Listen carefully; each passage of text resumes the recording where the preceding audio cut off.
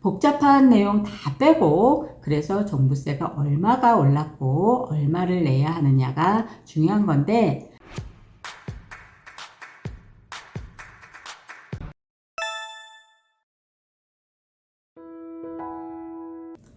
안녕하세요. 여러분들이 궁금해하시는 모든 부동산 이야기를 먼저 알려드리는 루원 센트럴 부동산 TV 한명아입니다.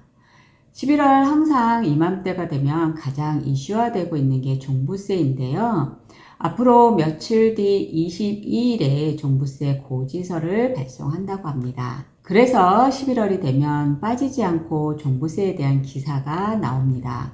무슨 아파트하고 무슨 아파트가 있습니다. 이런 식으로 시뮬레이션을 돌려서 나오는데요. 이런 시뮬레이션이 나오면 꼭 강남의 아파트 2채, 3채로 나오면서 그 세금이 어마어마한 크기로 세금이 부과된다는 기사입니다. 그럼 강남 아파트 몇 채씩 가지고 있는 사람들만 종부세를 내는 건가? 우리 같은 사람들 이야기는 아닌 것 같다고 꼭 딴 세상 이야기 보고 있는 중이라고 생각하시는 분들도 계시고, 아니면 난 인천 서구에 아파트 2채 가지고 있는데 부동산세가 무섭다고 하는데 아파트 한 채는 팔아야 하나? 이렇게 걱정하시는 분들도 계실 것입니다.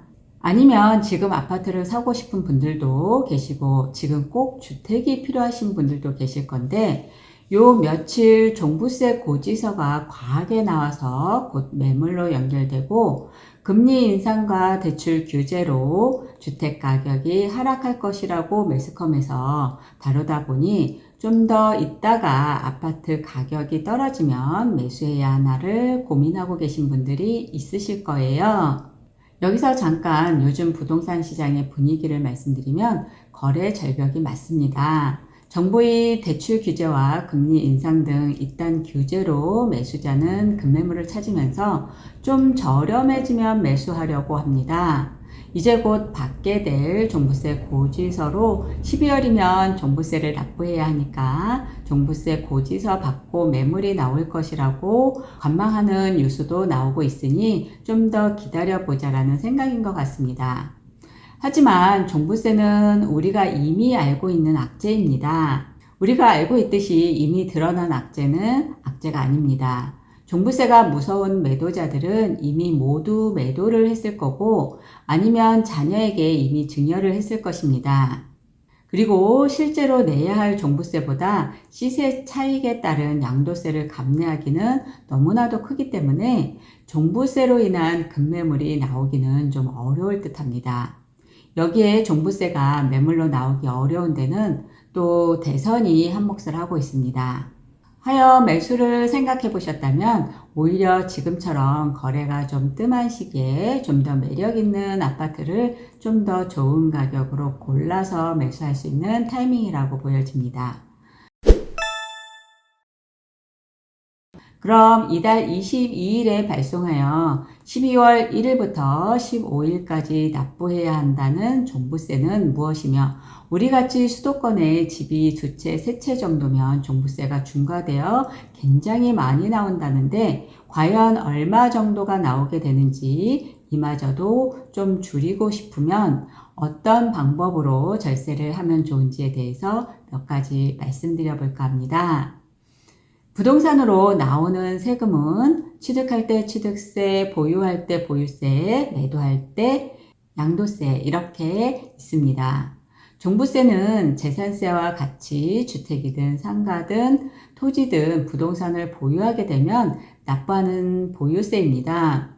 그럼 재산세를 내는데 왜 또 내야 하느냐를 묻고 싶으실 건데요. 재산세는 집을 한 채 가지고 있는 사람이나 10채를 가지고 있는 사람이나 부동산 공시 가격으로 정한 세율로 똑같은 재산세를 책정하게 됩니다. 주택을 한 채 보유하고 있는 사람과 많이 가지고 있는 사람을 구별하여 많이 가지고 있는 사람에게 더 많은 세목과 세율로 납부하게 되는 방식으로 기존에 냈던 재산세는 중복과세가 되므로 봄, 가을로 냈던 재산세는 빼고 계산하는 방식입니다. 이 종부세가 올해 21년 9월에 두 가지 크게 바뀌었습니다. 첫 번째, 1세대 1주택자에게 공제해주던 9억 공제에서 11억 공제로 바뀌었습니다. 종부세는 인별과세이므로 6억을 공제해 주니까 공동명의일 경우 12억 공제되는 거랑 비슷해졌습니다. 또 두 번째 바뀐 내용은 공동명의 1주택자에 대해서 단독명의 1세대 1주택자랑 비교해서 더 유리한 걸로 선택해서 신고할 수 있도록 바뀌었습니다. 공동명의를 단독명의 1세대 1주택으로 신고하면 공제액은 11억으로 1억 줄어들지만 장기 보유 공제나 고령자 공제를 최대 80%까지 받을 수 있습니다. 유리한 걸로 선택하실 수 있습니다. 그럼 우리가 궁금하고 걱정되는 건 뉴스에서 나오는 대로 종부세 고지서를 받고 좀 더 저렴한 매물이 나올 건지, 아니면 우리 같은 소시민들이 서울 근교에 아파트 2채, 3채를 가지고 있는데 정말 종부세가 어마어마하게 나오는지, 아니면 종부세가 부과되면 강남에 아파트 몇 채 소유하는 사람들처럼 증여하면 얼마가 절세되는지에 대해서 알아보도록 하겠습니다. 강남 등 서울 다주택자 입장에서는 이미 시뮬레이션을 돌려봤을 거고 준비를 해놓았을 거기 때문에 종부세로 인한 매물은 나오기는 강남도 쉽지 않을 듯 합니다. 걱정인 것은 경기, 인천 등 서울 근교에 있는 다주택자님들은 아직까지 공시 가격이 그리 높지 않기 때문에 걱정만 하고 계셨을 건데요. 복잡한 내용 다 빼고 그래서 종부세가 얼마가 올랐고 얼마를 내야 하느냐가 중요한 건데, 사실 신문지상이나 뉴스에서 연일 종부세가 몇 천만 원 나온다는 이야기는 대부분 우리 이야기는 아닙니다. 우리가 주택을 몇 채 소유하고 있어도 공시가격 합산 금액으로 몇십억이 되지는 않습니다. 저희 부동산 근처에 있는 루원시티 센트럴타운이나 루원시티 대성 베리일 아파트 21년도 공시가격은 84제곱미터를 기준으로 3억 5천만 원이 조금 안 되거나 조금 넘는 수준입니다. 종부세는 인터넷 종합부동산세 계산기에서 간단하게 해보실 수 있습니다. 기본적으로 근처 아파트 2채를 가지고 있어 공시가격 합산 금액이 7억이라고 했을 때 종부세 중과 가세까지 대충 계산해도 약 100만 원 정도로 그리 크지는 않습니다.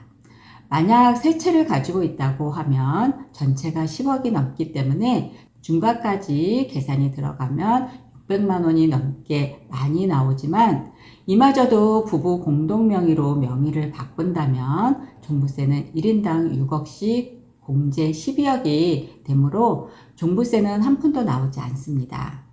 하여 만약 단독 명의로 2채 이상을 가지고 계시다면 배우자님께 명의를 하나 바꾸어 놓는 것도 방법입니다. 여기서 말하는 금액은 시가가 아니고 공시가격입니다. 그래서 서울 근교의 다주택자들이 계속 보유하는 데 있어서 종부세가 대부분의 사람들은 문제가 되지 않기 때문에 뉴스나 정부의 말처럼 종부세로 인한 매물은 쉽게 나오지 않을 것 같습니다. 종부세는 정부에서 내라고 하면 내야 되는 세금이고 매년 주택 가격도 올라가겠지만 세율 적용되는 공정시장 비율도 올해 95%에서 내년 22년도에는 100% 모두 적용되므로 종부세는 내년에는 좀 더 오를 것입니다. 그럼 종부세가 만약 나왔다고 하면 내년에는 좀 더 나올 거라고 하니 줄이는 방법이 없을까를 고민하고 계시다고 하면 알아보겠습니다. 종부세는 똘똘한 한 채를 장기 보유하는 걸 원하고 있습니다. 종부세에서 1주택은 장기 보유 공제라는 게 있습니다. 5년만 지나면 20%부터 공제돼서 15년 이상 시 50%까지 공제하는 부분이 있으므로 장기 보유가 유리합니다. 여기에 양도세까지 줄이고 싶다고 하면, 거주까지 한다고 하면 아주 좋습니다.